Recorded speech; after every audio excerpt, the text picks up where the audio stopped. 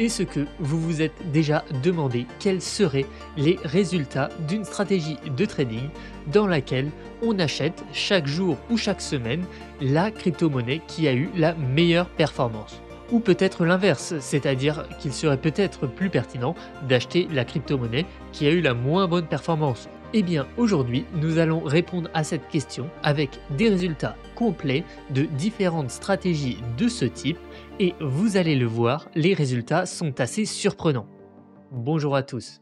Dans cette vidéo, nous allons nous attaquer aux stratégies que personnellement j'appelle bottom top. Ces stratégies consistent à choisir une mesure, la plus simple étant la performance, et à partir de cette mesure, tous les X intervalles de temps, par exemple toutes les semaines, nous allons regarder quels sont les actifs qui ont eu les meilleures performances, les actifs qui ont eu les pires performances, et on va en prendre des décisions. L'exemple le plus simple est donc de choisir les actifs qui ont eu les meilleures performances sur la dernière semaine. Ces actifs-là, on va faire des longues dessus, c'est-à-dire qu'on va parier à la hausse. Et sur les actifs qui ont eu les plus mauvaises performances, eux, on va faire des shorts dessus, c'est-à-dire des paris à la baisse. Alors pour le test de cette stratégie, j'ai bien évidemment pris en compte les frais. Et les frais, j'ai pris ceux de BitGet, qui sont un échangeur centralisé sur lequel on peut exactement réaliser cette stratégie avec à la fois des paris à la hausse des longues et des paris à la baisse des shorts et avec des frais notamment qui sont très compétitifs parmi les meilleurs du marché.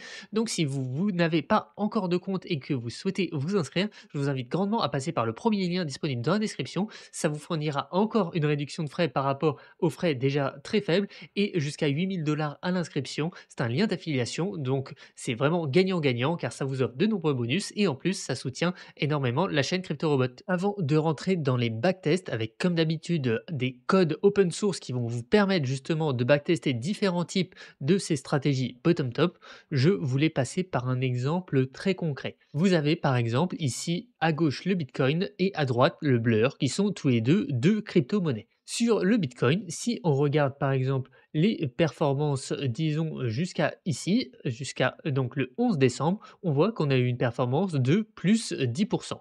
On va faire la même chose, hop, du côté de Blur jusqu'au 11 décembre. Là, de l'autre côté, on a une performance de moins 15%.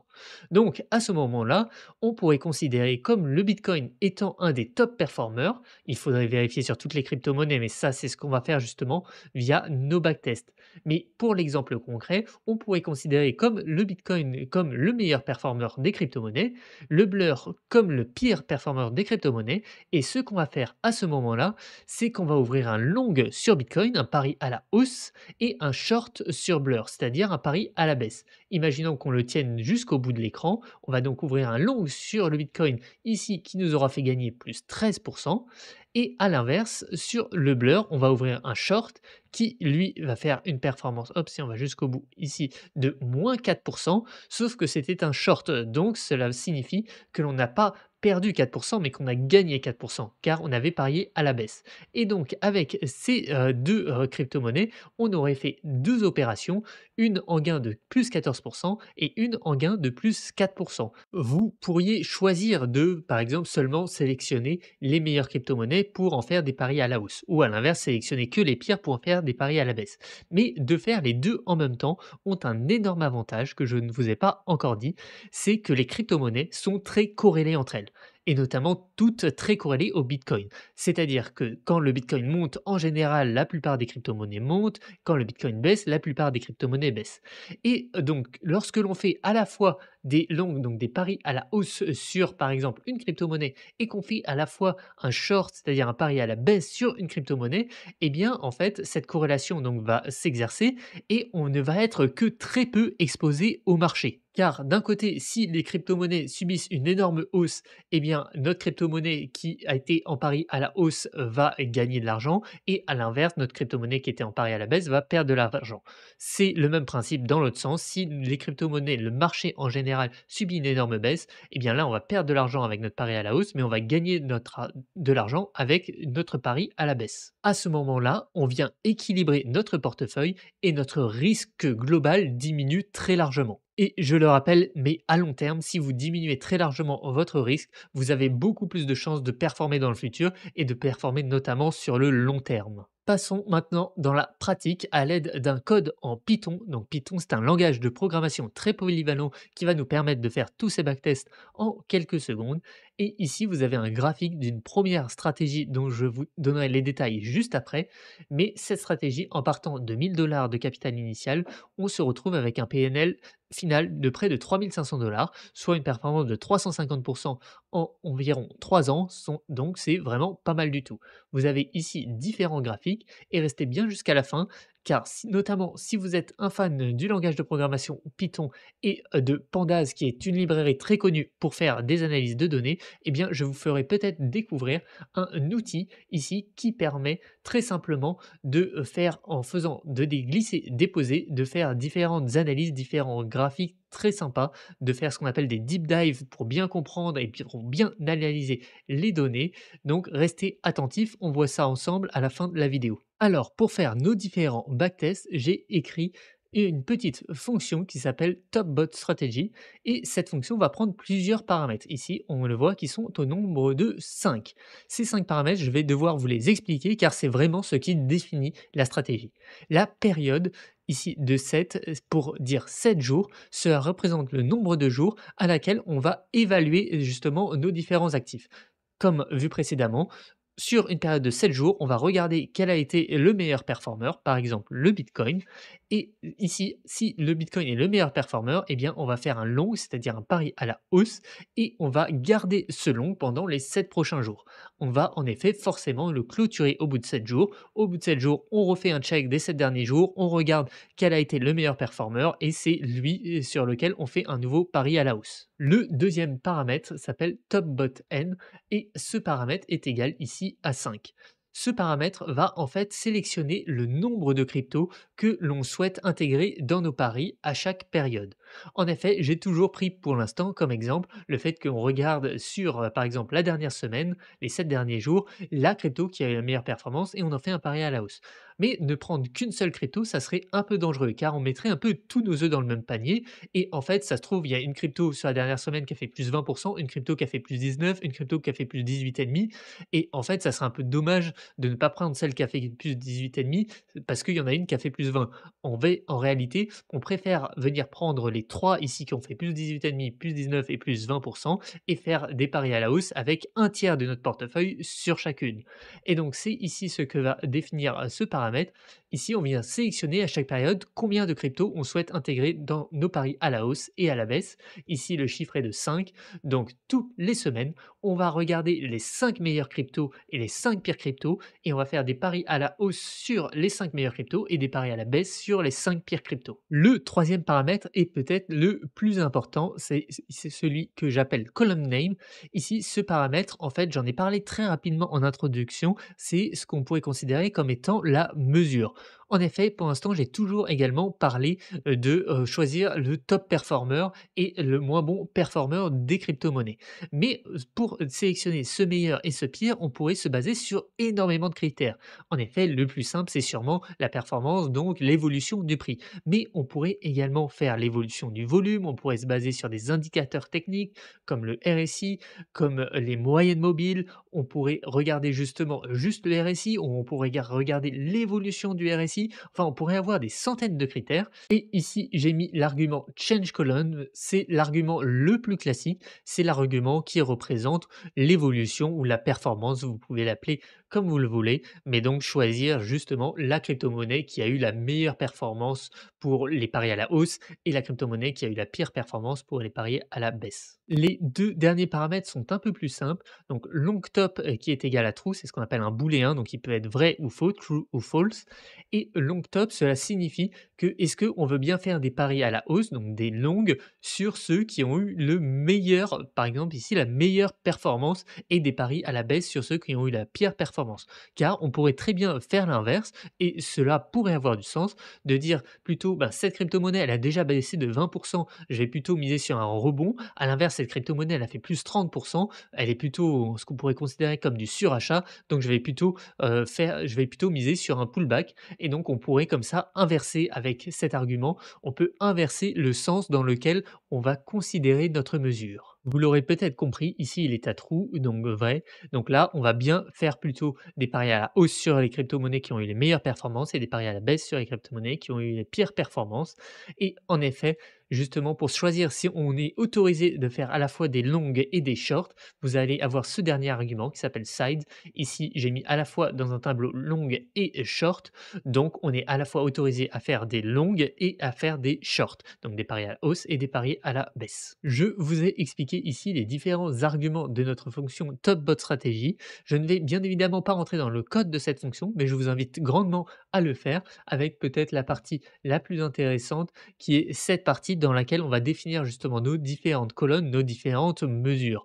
Donc sur laquelle on va notamment prendre en compte justement le volume, le change, donc l'évolution de la performance, l'évolution du volume, la volatilité, on va prendre le RSI, l'évolution du RSI, la moyenne mobile 50, l'évolution de la moyenne mobile 50, la distance entre justement le cours de clôture et la moyenne mobile 50 et enfin le Sharpe ratio qui est une mesure directe entre la performance et le risque. Donc vous voyez, il y a pas mal de possibilités et on va analyser à peu près un résultat de chacune de ces différentes colonnes. Donc, premier résultat avec ces paramètres qu'on vient de décrire juste ensemble. Donc, je le rappelle très rapidement, mais on fait sur une analyse de période de 7 jours. On parie à la hausse sur les 5 meilleures crypto-monnaies et on parie à la baisse sur les 5 pires crypto-monnaies.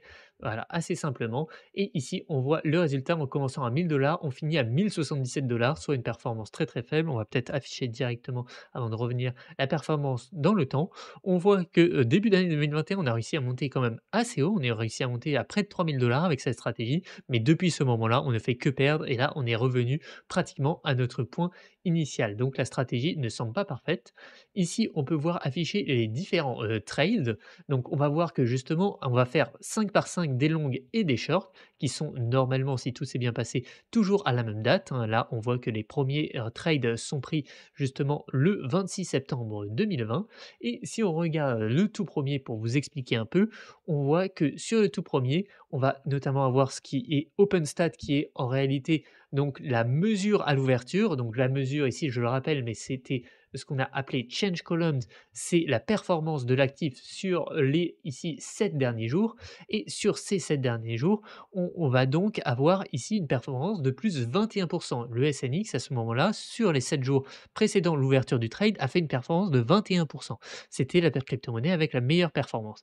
Et malheureusement, quand on regarde justement la semaine d'après ici, entre justement le 26 septembre et le 3 octobre, eh bien notre trade a fait un a fait un pourcentage de moins 16%.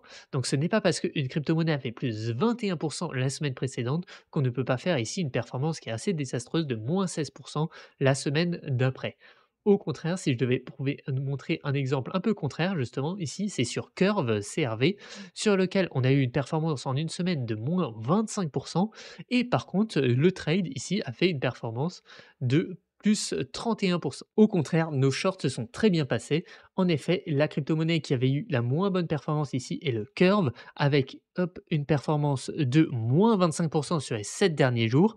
Et ce qu'on remarque, c'est que la performance ici de la crypto-monnaie, ensuite, a fait encore moins 31%. En effet, elle est passée d'un prix d'ouverture de 1,11 à 0,76. Donc elle a fait moins 31%, et vu que c'était un short, notre trade, lui, a fait plus 31%. Et sur ce trade, on a donc gagné 31 $, car en effet, on avait mis à l'origine 100 $, qui sont les 1000 $ que l'on avait initialement, divisé par 10, car on a 5 longues et 5 shorts. J'espère que vous avez à peu près compris l'idée. Donc on a le graphique de PNL qu'on a déjà vu. Ici, on a un autre graphique qui va représenter justement à chaque jour où on va faire du trading le PNL, et il va se diviser notamment en long et en short. Et on remarque ici très bien la corrélation entre les cryptos.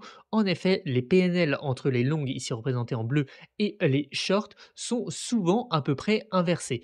Ici, on remarque bien que quand on a des grandes barres bleues, en général, on a ici des grandes barres rouges dans l'autre sens. À l'inverse, quand on a des grandes barres rouges d'un côté, on a aussi souvent des grandes barres bleues. Ça signifie que, en général, quand on gagne de l'argent sur les longues, eh bien, on va en perdre avec les shorts. Et ça, c'est dû à cette corrélation dont je vous ai parlé au début, où tout le marché crypto est très corrélé. Et l'avantage de ça, c'est justement qu'on vient à peu près effacer notre risque. Au lieu, par exemple, ici, le 24 mai, de perdre de l'argent si on n'avait parié que sur des longues, car on voit que sur les longues, longs, on a quand même fait un PNL de moins 873 $. Et bien, sur les shorts, à ce moment-là, on a fait un PNL de 801 $. Donc au total, on est quand même perdant, mais on est perdant que de 73 $, au lieu d'être perdant au final de 873 $, sur lequel ça aurait fait très très mal. À l'inverse, bien sûr, quand ça se passe bien, c'est un peu plus regrettable. Bien évidemment, ici, on a eu une très bonne journée, par exemple, sur les longues, où on a fait plus 1180 $. Et vu qu'on faisait des shorts en même temps, sur les shorts, on a perdu 1163. Donc, au final, ici, on a gagné que 17 $, alors que si on avait fait que des longues, on aurait bien sûr gagné que les 1180. Et les journées où on gagne donc vraiment, c'est les journées qui sont un peu unidirectionnelles vers le haut. On a un très bon exemple ici, où sur les longues, on a gagné près de 1506 $ et sur les shorts, on a perdu que 182 $. Donc que ça soit les longues ou les shorts, on les a plutôt très bien choisis.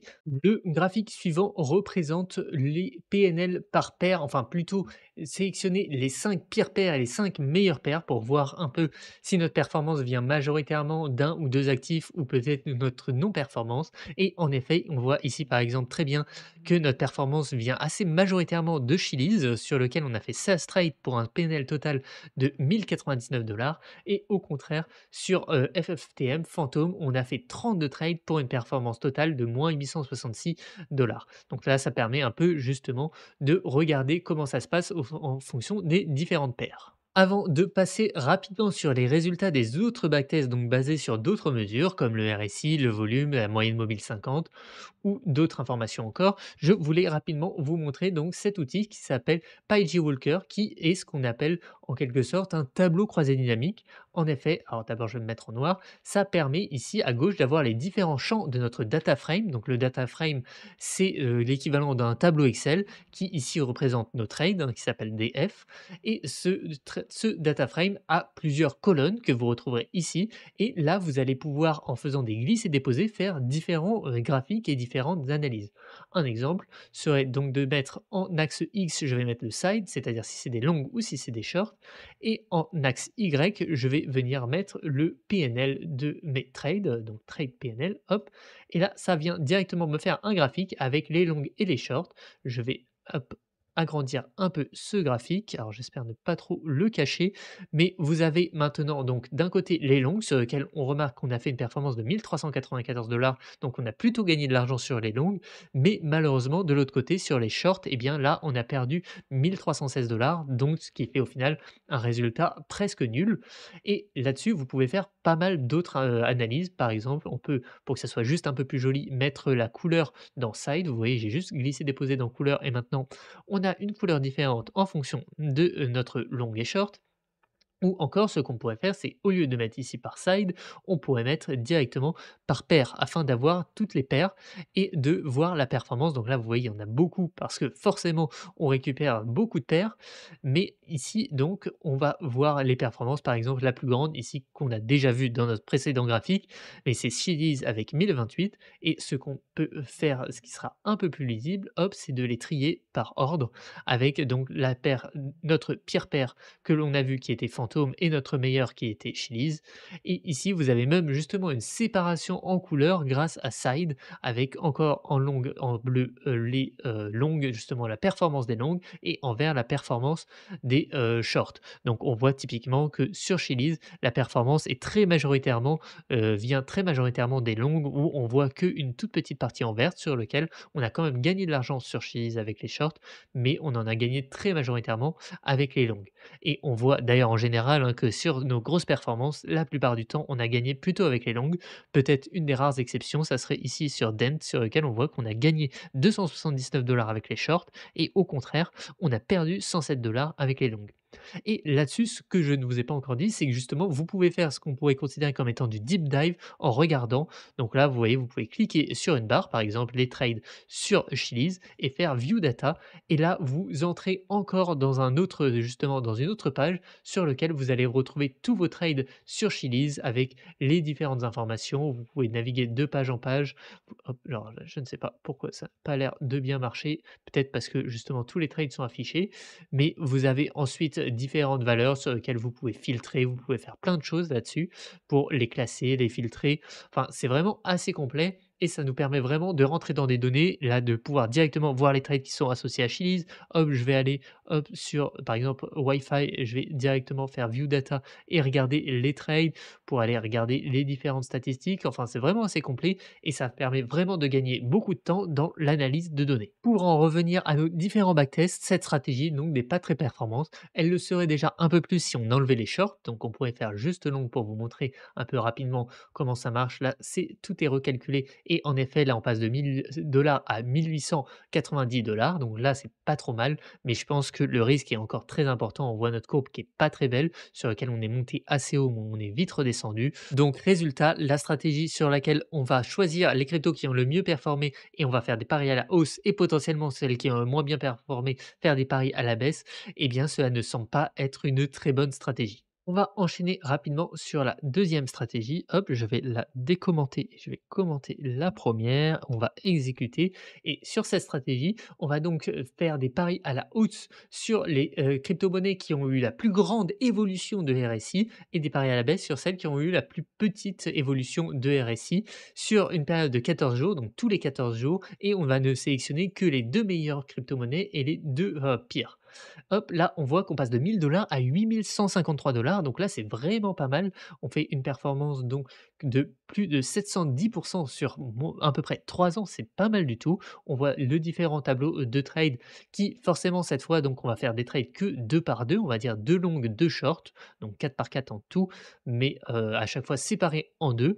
Et donc, on va forcément mettre beaucoup plus de taille de position sur chacun des trades. On va afficher notre graphique de PNL qui est en général le plus important et on voit qu'on a quelque chose de plutôt sympa, même si beaucoup de drawdown aussi quand même, hein. Là, on voit qu'en moment, on est monté à près de 9700 $ de PNL et on est redescendu à 4100 $, soit un drawdown d'à peu près 50 donc ça, c'est pas très agréable à vivre, mais la stratégie, en tout cas, performe bien et surtout performe bien même assez récemment. Donc ça, c'est quelque chose qui est plutôt à noter et qui est plutôt sympa. Autre stratégie cette fois, on va donc commenter celle-ci et décommenter la suivante sur laquelle on va tester sur une période de 7 jours les 2 premières cryptomonnaies, les 2 pires cryptomonnaies selon la métrique de l'évolution du volume. C'est-à-dire que chaque période, donc on a un volume échangé de cryptomonnaies, c'est-à-dire que sur une semaine par exemple, il y a eu 120 bitcoins qui ont été échangés et sur la semaine suivante, on a par exemple 60 bitcoins qui ont été échangés. Là, on a une évolution du volume de moins 50 et c'est sur cette métrique qu'on va donc faire des longues et des shorts sur à chaque fois les 2 cryptomonnaies qui ont eu la meilleure évolution de volume et les 2 qui ont eu la pire. Par exemple, ici, la première, Storj USDT, sur le premier trade où on a eu une évolution de volume sur 7 jours de 665 donc là, c'est vraiment énorme et on voit d'ailleurs que ça s'est plutôt bien retranscrit dans le prix car après même cette évolution de volume, eh bien, on voit ici qu'on a eu un trade qui a fait plus 15 donc pas mal du tout. À l'inverse, ici, le Uni, par exemple, qui lui a eu une baisse de son volume de 64 et qui lui aussi, en fait, a vu son prix baisser. Donc là, globalement, sur les premiers trades, en tout cas, qu'on voit, c'est plutôt bien et on voit en effet qu'on passe de 1000 $ à 4800 $. On va voir son évolution de PNL au cours du temps.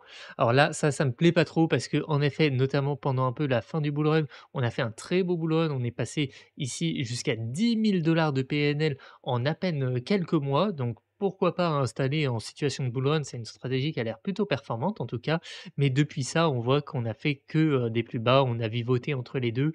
Et depuis cette date-là, en tout cas, la stratégie n'a pas fait des bonnes performances. Stratégie suivante, on commente celle-là et on décommente la suivante. Hop, on exécute. Ici, cette fois, on est sur une période beaucoup plus longue de 30 jours, non plus de 7 jours, c'est-à-dire qu'à chaque fois, on va regarder sur les 30 derniers jours notre métrique et on va garder nos trades pendant 30 jours.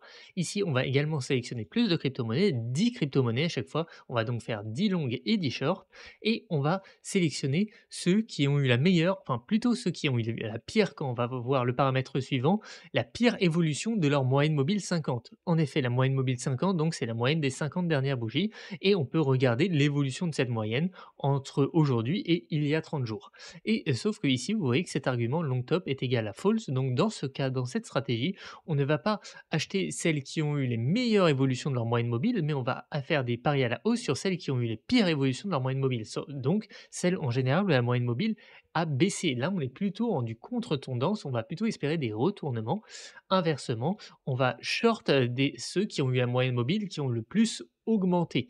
Et donc les résultats, ici, on passe de 1 000 $ à 4 720 $. Donc on voit que malgré qu'on fasse du contre-tendance, eh bien la stratégie est plutôt bonne. Et c'est notamment dû au fait que, comme on le voit, on fait plutôt du long terme avec du 30 jours et une moyenne mobile aussi 50 qui est un peu plus longue. Donc là, bien sûr, les trades sont 10 par 10 cette fois. Et les trades, globalement, on va voir notre courbe de PNL si elle est plutôt sympa et bizarrement, c'est pour l'instant la courbe de PNL qui me satisfait le plus. En effet, on a une courbe de PNL assez linéaire, on a assez peu de drawdown, donc cette stratégie semble en fait, même plutôt performante, c'est plutôt pas mal du tout. On voit qu'on a eu un drawdown ici quand même en passant d'un PNL de 4 000 $ à 2 800, mais c'est encore assez raisonnable et donc globalement, cette stratégie me semble plutôt pertinente. On peut aller regarder un peu les autres graphiques. On voit qu'on arrive plutôt en général à gagner avec les longues et ça veut dire que en fait, des cryptos qui ont très fortement baissé, ici sur le long terme, on ne va pas faire regarder une baisse de 1 ou 2 jours. Là, on va regarder des baisses en moyenne sur 30 jours et sur la moyenne, on va dire, des 50 jours, donc ça lisse pas mal.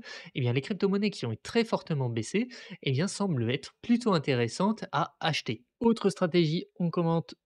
Hop et on décommande. Cette fois, on va être sur une période de 7 jours. On va sélectionner que les 2 meilleures crypto-monnaies.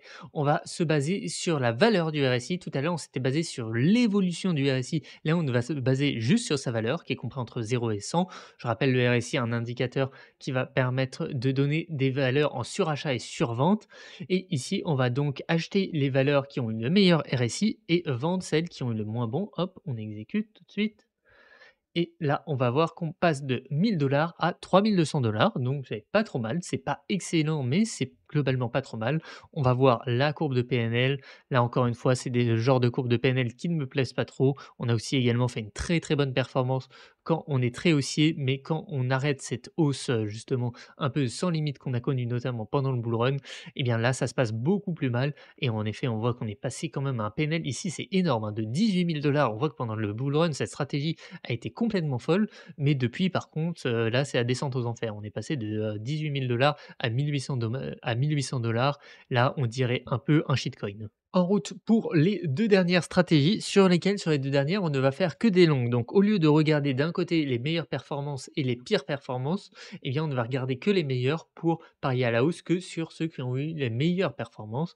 Ici, ceux qui ont eu la plus haute distance entre leur cours de clôture et la moyenne mobile. En effet, la moyenne mobile, donc c'est un cours moyenné qui a du retard, qu'est-ce qu'on appelle du lag, et le cours de clôture, c'est le prix assez simplement. Et plus il est haut, ça veut dire plus on a fait des hausses récentes et on est éloigné de notre cours moyen, on va dire. Et donc là, ce qu'on va faire, c'est qu'on va faire que sur une période de 2 jours, c'est-à-dire qu'on va regarder tous les 2 jours ceux qui ont la plus grande distance par rapport à leur moyenne mobile. Donc ça va faire beaucoup de trades, beaucoup de frais. Donc c'est pourquoi ça va être compliqué, même avec des frais très compétitifs comme les frais de BitGet, d'être rentable. Et là, on voit qu'on va passer de 1 000 $ à hop, hop, hop, pendant que ça charge à 2 268 $.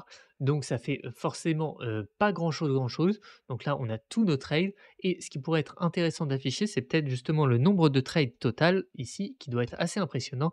En effet, sur une seule stratégie, ici en 3 ans, on a fait 7 500 trades. Donc on arrive quand même à s'en sortir. C'est que la stratégie n'est pas trop mauvaise, mais je pense que les frais rongent une grande partie du capital.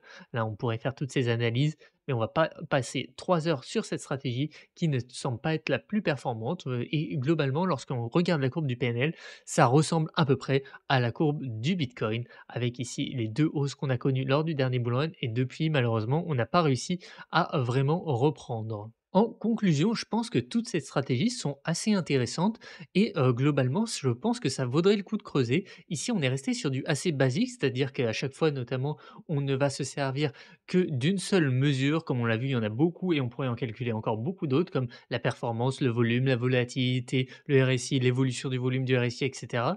On a pas mal justement de mesures et ce qui serait très intéressant de faire d'après moi, c'est peut-être de faire une combinaison de plusieurs mesures, de faire en quelque sorte une note basée sur différentes mesures et de prendre cette note pour pouvoir faire notre stratégie. Mais globalement, on a vu qu'il y avait quand même pas mal de méthodes selon différentes métriques qui arrivaient à être rentables, donc ça vaut peut-être le coup de creuser. Et si cela vous intéresse, n'hésitez pas à mettre un commentaire pour peut-être que je refasse une vidéo plus poussée sur ce sujet avec justement cette combinaison de plusieurs mesures qui, je pense de mon côté, pourrait être assez intéressant. Merci à vous de m'avoir suivi jusque-là. N'oubliez pas de vous abonner à notre chaîne, ça nous soutient énormément et à la prochaine.